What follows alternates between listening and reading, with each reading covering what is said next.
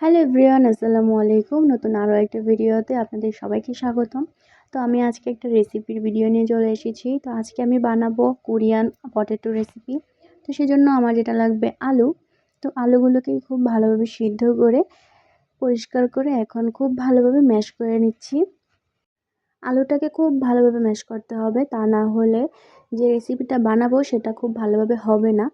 তো ম্যাশ করা হয়ে গেলে এতে আমি দিয়ে দিচ্ছি 2 চামচ কর্নফ্লাওয়ার আর দিয়ে দিচ্ছি 2 চামচের মতো আটা। তো আটার পরিবর্তে এখানে ময়দাও দেওয়া যাবে। তো আমি এখানে আটা আর কর্নফ্লাওয়ারই ইউজ করেছি, যার যেটা ইচ্ছে সেটা ইউজ করতে পারে। আসলে এই ভিডিওটা আমার ড্রাফটে ছিল অনেক দিন ধরেই, তাই ভাবলাম আজকে একটু ভয়েস ওভার দিয়েই ফেলি। তো এদিকে আমি আলুর সাথে ময়দা না, আটা আর কর্নফ্লাওয়ার খুব ভালোভাবে মিশিয়ে নিয়েছি আর মিশিয়ে খুব ভালো একটা সফট একটা ডো তৈরি করে নিয়েছি। এখন যতটুকু পরিমাণে আমার লাগবে ততটুকু নিয়ে খুব ভালোভাবে গোল করে তারপর একটু চ্যাপ্টা করে উপরে ডিজাইন করে দিয়েছি বোতলের মুখা দিয়ে। সেটা ভিডিও দেখেই আপনারা বুঝতে পারবেন। আর বোঝারই বাকি আছে, এটা অনেকদিন ধরেই ভাইরাল, সবাই দেখে আসছে। তো অবশেষে আমি বানালাম আর কি। এই তো বোতলের মুখ দিয়ে আমি ডিজাইনটা করে নিয়েছি। তো সেভাবে আমি বাকিগুলো প্রত্যেকটা আর কি ডিজাইন করে নেব। তো সেম প্রসেসে আমি আরও একটা দেখিয়ে দিচ্ছি। ঠিক এইভাবে আমি একটু গোল গোল করে একটু একটু চ্যাপ্টা করে তারপর বোতলের মুখা দিয়ে ডিজাইন করে নেব। কোরিয়ান এই রেসিপিটা বানানোর অনেক দিনের ইচ্ছে ছিল, তো ফাইনালি বানিয়ে ফেললাম। তো প্রথমবারের মতো বানিয়েছি, এটা খেতে ভালোই হয়েছিল। ভালোই লেগেছিল সবার কাছে।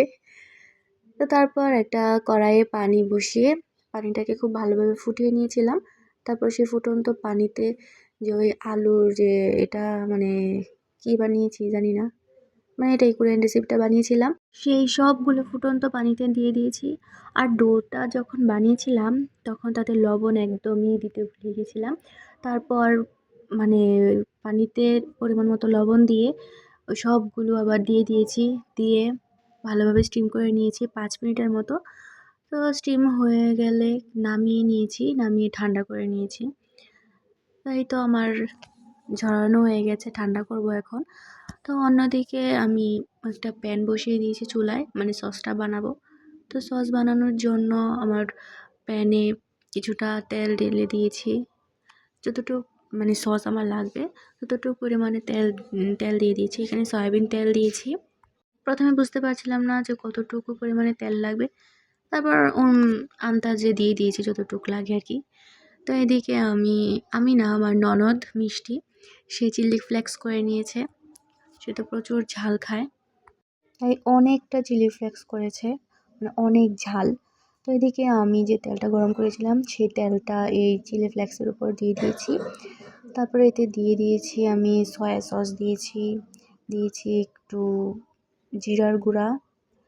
তারপর এখানে দিয়েছি এলাম আর একটু মরিচের গুঁড়া, দিয়ে দিয়েছিলাম একটু সামান্য লবণ, আর এখানে দিয়ে দিয়েছিলাম একটা টমেটো সসের প্যাকেট দিয়েছি এখানে। আর কি কি যেন দিয়েছিলাম, তারপর আচ্ছা, তারপর এখানে দিয়েছি ধনিয়া পাতা। ভিডিওতে দেখেছিলাম সাদা তিল দেয়, তো ঘরে সাদা তিল ছিল না, কোনো তিলই ছিল না, তাই কোনো তিল দেইনি। এখানে দিয়েছিলাম ধনিয়া পাতা, টমেটো সস, সয়া সস, লবণ, চিলি ফ্লেক্স, একটু ধনিয়ার গুঁড়া না জিরার গুঁড়া দিয়েছিলাম, ভুলে গেছি। তো তো এই সব কিছু দিয়ে খুব ভালো মিক্সড করে তারপর এতে দিয়ে দিয়েছি যে আমার আলুর যে কোরিয়ান কী বানিয়েছিলাম, নাম না জানা, সেই সবগুলো দিয়ে দিয়েছিলাম এই সসটার উপর। তারপর খেতে তো খুবই ভালো হয়েছিল। কোরিয়ান এই পটেটো রেসিপিটা সবার কাছেই খুব ভালো লেগেছে, ইভেন আমার কাছেও খুব ভালো লেগেছে। তো আমি খাইতে থাকি। তো সবাই ভালো থাকবেন, সুস্থ থাকবেন। আল্লাহ হাফেজ।